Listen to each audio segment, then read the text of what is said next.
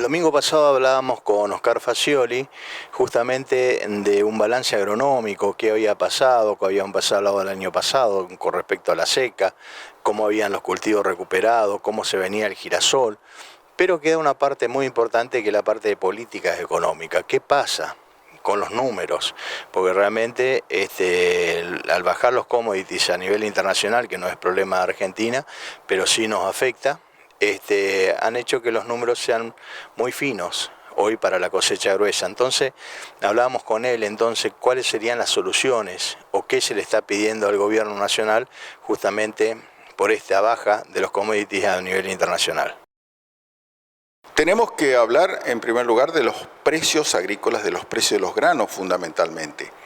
Hemos bajado en un año, han bajado los precios a la mitad, prácticamente. Y el primer síntoma es empresas importantes que hoy están en crisis financieras, que están en cesación de pagos o en algún término parecido a eso, con lo cual eso nos está dando una luz de alerta del sector. Y la causa fundamental es justamente algunas cuestiones de arrastre, sequía 2 años seguidos, la chicharrita, decíamos, todos lo sabemos, pero hoy son los precios. Y sumado los derechos de exportación, las llamadas retenciones.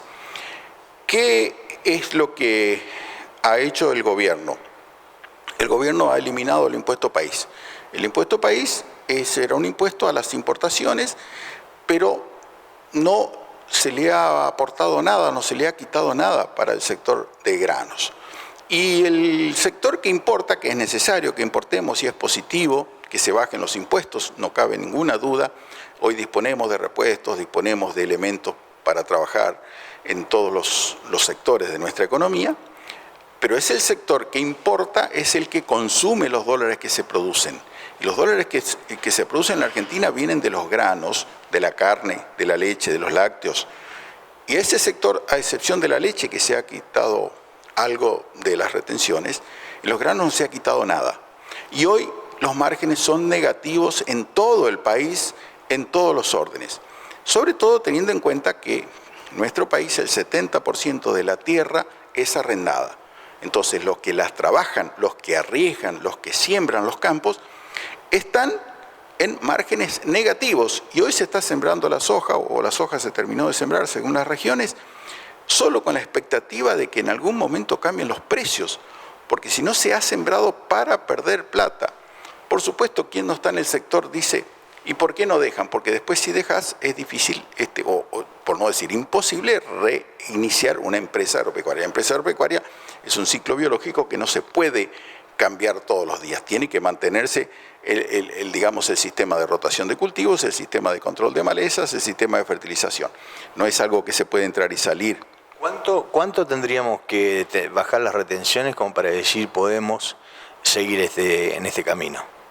Para pasar de negativo, como estamos ahora, a positivo, al menos debieran bajarse 10 puntos de lo que están. Está 33 para soja y derivados, 12 para maíz y trigo, 7% para girasol.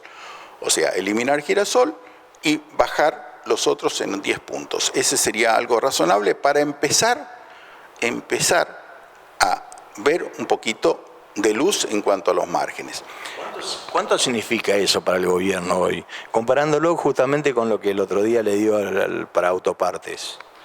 Bueno, bajando 10 puntos las retenciones estaríamos hablando en el orden de los 2.000 millones de dólares de sacrificio fiscal de ingresos para el gobierno nacional. Cuando, si lo comparamos unos días antes de Navidad, en un solo día cuando se sacó el impuesto país, se le dio casi 1.000 millones de dólares a las empresas automotrices para importar autopartes que también hacen falta, por supuesto. Y vuelvo a decir, hay que, digamos, aprobar la idea de bajar impuestos y bajar ese tipo de distorsiones. Pero lo que significa en un año una campaña agrícola completa, un poquito más de 2.000 millones de dólares de resignación de ingresos. Con lo cual, creemos que es solo una cuestión política de ver el momento apropiado para que el sector agro, que es el generador de dólares de nuestro país, pueda, como decimos, sacar la nariz afuera del agua.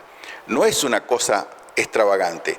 Y aquí me voy a hacer referencia el 2 de septiembre, en una reunión con los industriales argentinos, todos lo vimos por televisión, el presidente Milei dijo, para mantener ficticiamente una industria y creernos industrializados se le ha robado al campo. Eso es un buen título o un buen enunciado, pero falta que se ejecute. Eso no alcanza. Y voy a dar otro dato, ya que estamos con el sector automotriz. Yo no estoy en contra del sector automotriz y de hecho el país le interesa que se mantiene porque también es una fuente de trabajo y una fuente importante. Hoy nuestro sector automotriz argentino es un armador. Las autopartes se importan en 80%, si no más. Es un armador. Sin estar en contra del sector automotriz, los números son los números. El sector automotriz argentino tiene un déficit de la balanza de dólares del orden de los 15.000 millones de dólares anuales. En tanto y en cuanto el sector agro argentino tiene un superávit de más de 20.000 millones de dólares al año. O sea, vende mucho más e importa básicamente fertilizantes y agroquímicos, con lo cual la balanza de dólares del sector agro es de más de 20.000. En cambio, le damos una quita de impuestos al sector automotriz y no una quita de retención al sector agro. Esto el gobierno lo sabe, pero hasta ahora no hemos visto ningún resultado. Y como decíamos, el 70% de los campos de Argentina son arrendados y quien arrienda, quien alquila, quien siembra, quien arriesga una cantidad importante de dinero, no ha recibido hasta el momento ningún beneficio que pudiera decir me favorecen para compensar al menos la baja de precios, que es algo que sí no depende del gobierno, sino depende de los mercados en el mundo y de la disponibilidad de granos en el mundo, de la producción del mundo, pero no le alcanza. Y ahí también hago una mención. Hay una cantidad importante de soja sin vender de la campaña pasada, estará en acopios, en silobolsas. Esa soja es justamente la de los únicos que están bien, hay que decirlo también, que son los propietarios que arriendan, que han cobrado su soja y como no les gusta el precio y no tienen necesidad, no lo venden, con todo derecho, porque se los critica cuando no venden y eso tampoco les corresponde. Es decir, cada uno tiene que manejar su dinero y sus bienes en una economía de libertad como propone el gobierno actual, a su manera y a su gusto y a su necesidad. Si le conviene, si lo hace bien, lo hace mal, es otra discusión. Pero hoy el campo, digamos, tiene soja sin vender, no el que está trabajando, no el que está produciendo. Esa soja es de los propietarios que, van racionándola o la van vendiendo acorde a sus necesidades. Y una última reflexión. El gobierno creo que debiera pensar, primero decíamos en la quita de impuestos, básicamente las retenciones, después está el impuesto al cheque y muchas otras cosas más, y después expandir la frontera agrícola. Expandir la frontera agrícola y aumentar los rindes. Aumentar los rindes a través de una ley de semillas que no tenemos hace 50 años. Brasil, Estados Unidos aumentaron sus rindes mucho más que nosotros en los últimos 20 años. ¿Por qué? Pagan los royalties y porque tienen una ley de semillas mucho más moderna que la nuestra, que vivimos con una genética muy atrasada. En algodón, en soja, en sorgo, vivimos con una genética que está atrasada, que no hay inversión de parte de las semilleras, de las empresas semilleras, porque no pueden cobrar o recuperar su inversión en investigación. Y a su vez aumentar la frontera agrícola. Y la frontera agrícola se puede aumentar con los cultivos de girasol, de algodón y un poco de sorgo.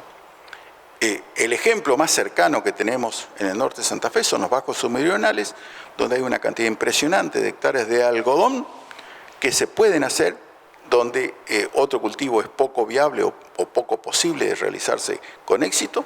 Entonces, esas cosas tendrían que ser políticas activas, así como la ley de semilla que comentábamos.